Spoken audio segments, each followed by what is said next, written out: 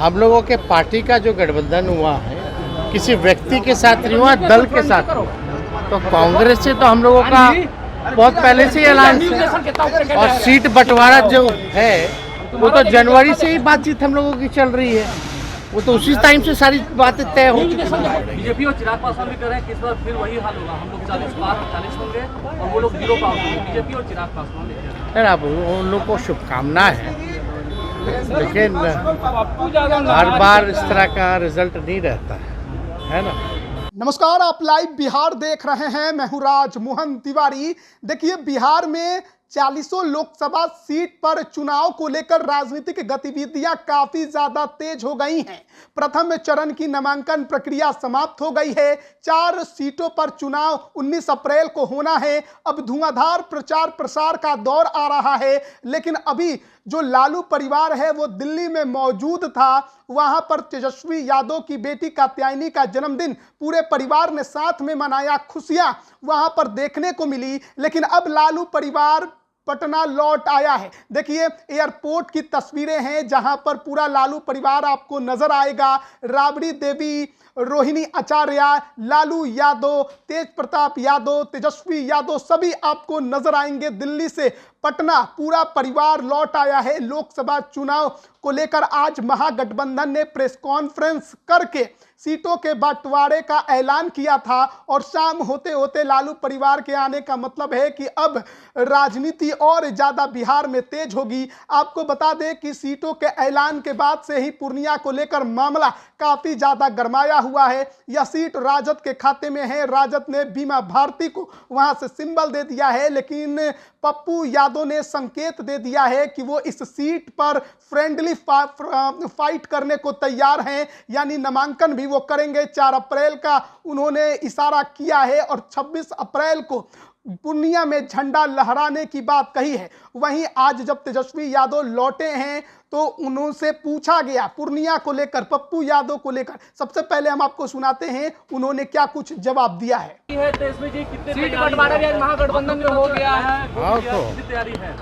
हम लोग पूरी तैयारी है हम लोगों की और मजबूती के साथ हम लोग चुनाव लड़ेंगे।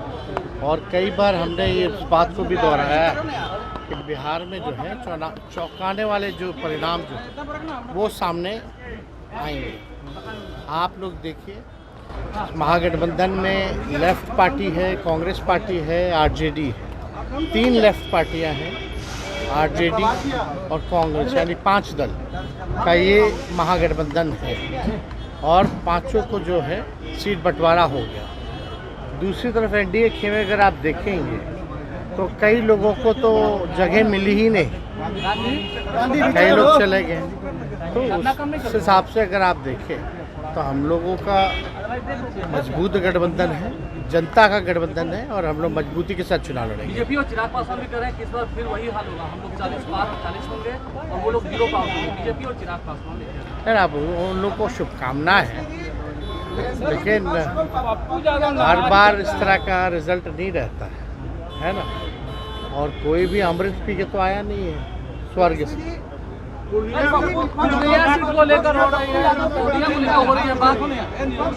ये हम लोगों का विषय नहीं है।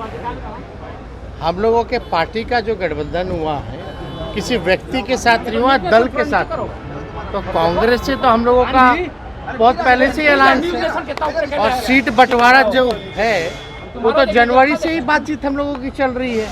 वो तो उसी टाइम से सारी बातें तय हो चुकी हैं। तो ज़्यादा कुछ इस पे हम टिप्पणी नहीं करना। तो अभी आपने सुना तेजस्वी यादव को किस प्रकार से बिहार में 40 सीटों पर लोकसभा चुनाव के परिणाम को लेकर उन्होंने कहा कि रिजल्ट बेहद चौंकाने वाले होंगे। लेकिन वहीं महागठबंधन में सीट शेयरिंग पर जब पप्पू यादव को लेकर सवाल किया गया, उन्होंने सीधे तौर पर नकार दिया, जवाब देने से बचते नजर आए। साफ तौर पर कहा कि देखिए, ये हमारा मामला नहीं है। उनका इशारा था कि पप्पू यादव कांग्रेस में है, कांग्रेस को इस पर जवाब देना है। महागठबंधन में सीट बंटवारे के तहत पूर्णिया की सीट राजद को आई है, राजद तय करेगी कि किसको उतारना है। है। पप्पू यादव को लेकर जो सवाल है वो कांग्रेस को ही समझना है और कांग्रेस को ही जवाब देना है। यही उनका संकेत था, यही वो कहना चाह रहे थे। यानी पप्पू यादव को लेकर जो मामला गरमाया है वो फिलहाल ठंडा पड़ते नजर नहीं आ रहा है। पप्पू यादव पीछे कदम नहीं खींचेंगे, लेकिन इन सब के बीच लालू परिवार का पटना लौटना राजद के लिए और महागठबंधन के लिए भी एक अच्छा संकेत है कि अब एक जिस प्रकार से नामांकन में कोई बड़ा नेता किसी भी उम्मीदवार के नहीं पहुंच पाया, अब धुआंधार प्रचार का दौर शुरू होगा। रोहिणी आचार्य लौटी हैं सारण से, उनको उम्मीदवार बनाने की चर्चा है। अब देखना है वो कब तक सिंबल लेते लालू यादव से नजर आती हैं, उनकी तस्वीर वो कब सोशल मीडिया पर घूमती है। लेकिन जिस तरीके से राजद ने पहले सिंबल बांटा, उसके बाद महागठबंधन में सीट शेयरिंग का ऐलान हुआ, उसके बाद जिस प्रकार की उहापोह की स्थिति थी वो जरूर खत्म हुई है, लेकिन अभी भी पूर्णिया को लेकर जो मामला है वो पूरी तरह से महागठबंधन में फिट नहीं है। पप्पू यादव अगर अलग होकर लड़े तो नुकसान महागठबंधन को, राजद उम्मीदवार को ही उठाना होगा। बने रहिए लाइव बिहार के साथ। आप सभी का बहुत बहुत धन्यवाद। लाइव बिहार यूट्यूब पर सब्सक्राइब और फेसबुक पर लाइक जरूर करें।